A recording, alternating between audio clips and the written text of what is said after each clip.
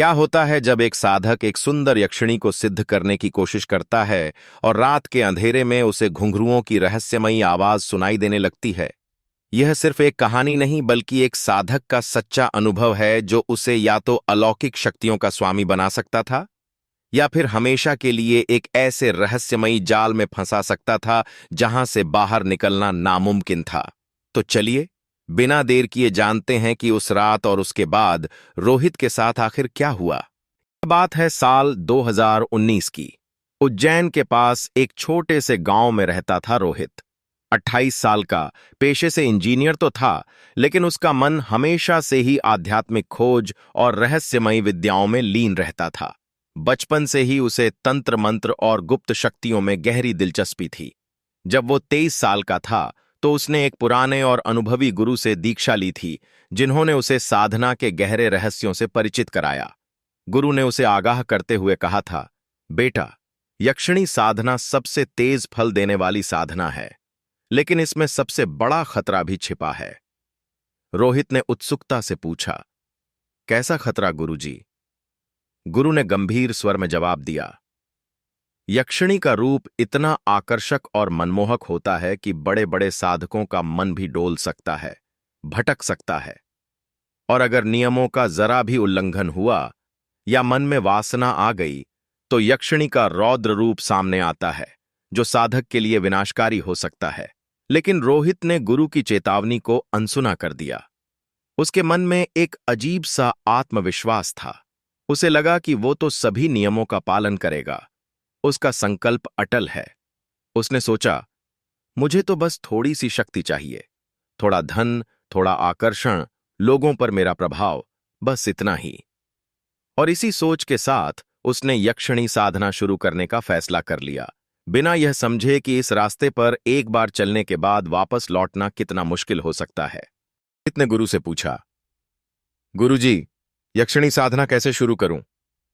गुरु ने विस्तार से बताया, सबसे पहले तो तुम्हें 41 दिनों तक कठोर व्रत और ब्रह्मचर्य का पालन करना होगा। रोज सुबह ठीक 4 बजे उठना होगा, शीतल जल से स्नान कर शुद्ध होना होगा, फिर 108 बार यक्षिणी मंत्र का जाप करना होगा।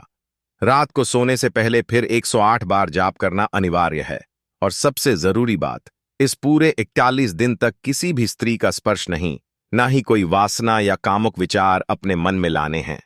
तुम्हारा मन बिल्कुल पवित्र और एकाग्र होना चाहिए। रोहित ने गुरु के हर एक निर्देश को ध्यान से नोट किया। उसने शहर से दूर एक शांत और एकांत जगह पर एक अलग कमरा किराए पर लिया, जहां कोई आता जाता नहीं था, ताकि उसकी साधना में कोई विघ्न न पड़े। वहां उसने पूरे विधि विधान से एक सुंदर यक्षिणी यंत्र स्थापित किया। रोज सुबह 4 बजे उठता, स्नान करता और फिर मंत्र जाप शुरू करता।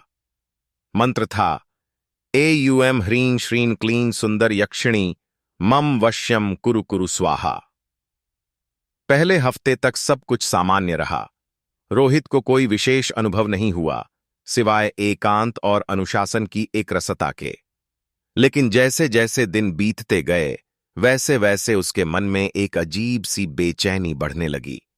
यह सिर्फ डर नहीं था, बल्कि एक अस्पष्ट प्रतीक्षा थी, एक अनजाना खिंचाव। वो अक्सर सोचता, कहीं मैं कुछ गलत तो नहीं कर रहा? क्या मैं सचमुच इस शक्ति को संभाल पाऊंगा? उसके भीतर एक द्वंद्व शुरू हो चुका था।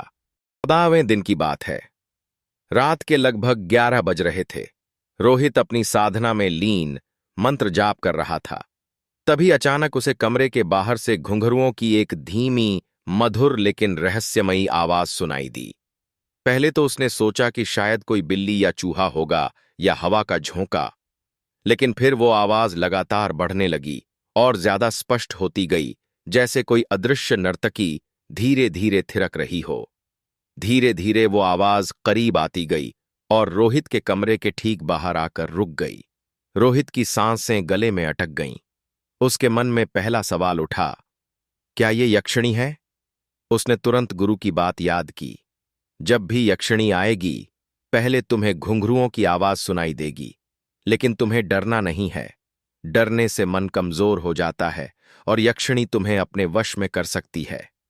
रोहित ने अपनी आंखें कसकर बंद कर लीं और पूरी शक्ति से मंत्र जाप करता रहा। उसकी दिल की धड़कनें इतनी तेज हो गई थीं कि उसे अपने कानों में स्पष्ट सुनाई दे रही थीं। उसे लगा कि कोई उसके ठीक बगल में खड़ा है, शायद उसके कंधे पर हाथ रखने वाला है। उसने हिम्मत करके आंखें खोलीं, लेकिन वहां कोई नहीं था। बस घुंघरुओं की आवाज धीमी हो गई और फिर धीरे धीरे बिल्कुल बंद हो गई। अगले दिन रोहित ने तुरंत गुरु को फोन किया और पूरी घटना बताई। गुरु ने शांत स्वर में कहा, अच्छा संकेत है बेटा। यक्षिणी तुम्हें परख रही है, तुम्हारी दृढ़ता को जांच रही है। लेकिन अगले संकेत पर तुम्हें और ज्यादा मजबूत और एकाग्र रहना होगा। यह सिर्फ शुरुआत है। 21वें दिन जब रोहित अपनी साधना के अगले चरण में था, तो अचानक कमरे की बत्ती अपने आप बुझ गई। घना अंधेरा छा गया और रोहित ने सोचा कि शायद इन्वर्टर खराब हो गया होगा। लेकिन फिर उसकी नजर दीवार पर पड़ी, जहां एक परछाई बन रही थी।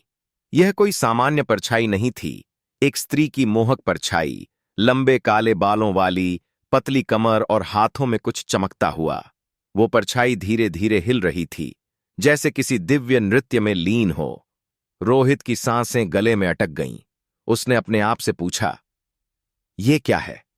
क्या ये वही है?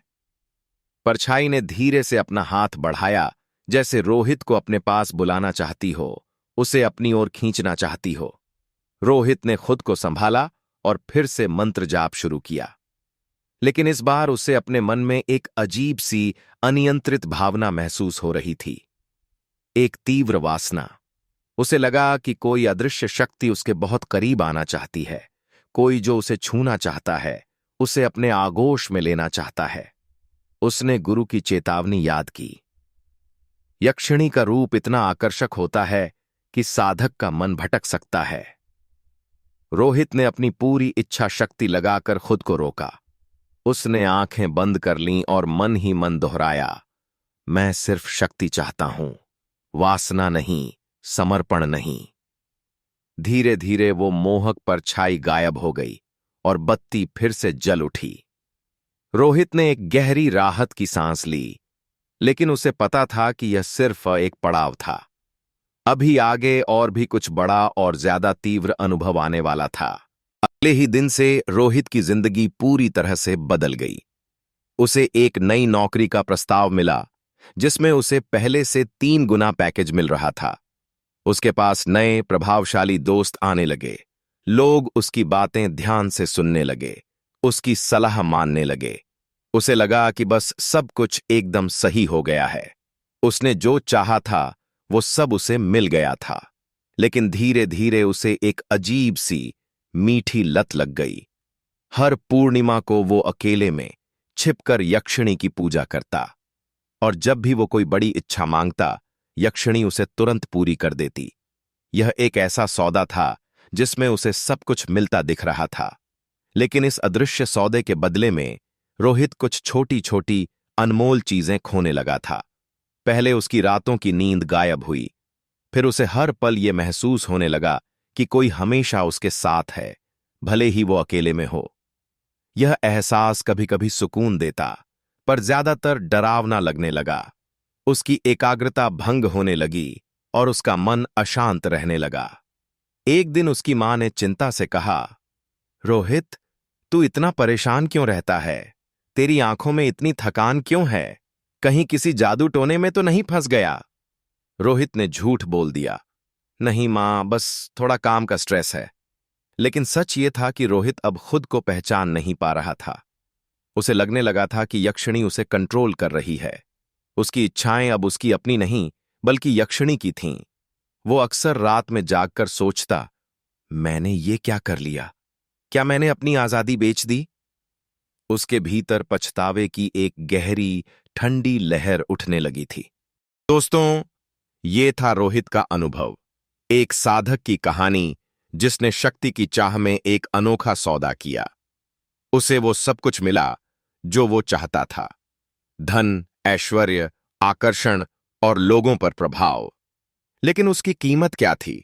वो अब हर पूर्णिमा को यक्षिणी का गुलाम बन चुका था, एक अदृश्य बंधन में बंधा हुआ।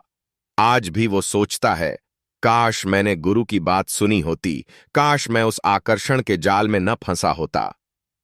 इस कहानी से हमें एक महत्वपूर्ण सबक मिलता है। अगर आप भी कभी सोच रहे हैं कि यक्षिणी साधना या ऐसी कोई भी शक्तिशाली विद्या करनी चाहिए या नहीं, तो याद रखना, हर शक्ति के पीछे एक बहुत बड़ी कीमत होती है। और अगर आप नियमों का ईमानदारी से पालन नहीं करते या लालच में पड़ जाते हैं, तो वही शक्ति जो आपको सब कुछ दे सकती है, आपको पूरी तरह से निगल भी सकती है। यह सिर्फ कहानियां नहीं हैं, ये जीवन के गहरे सत्य हैं। अगर आपको ये रहस्यमयी और सच्ची घटना पर आधारित कहानी पसंद आई हो, तो इस वीडियो को लाइक करें, अपने दोस्तों और परिवार के साथ शेयर करें और हमारे चैनल को सब्सक्राइब करना बिल्कुल न भूलें।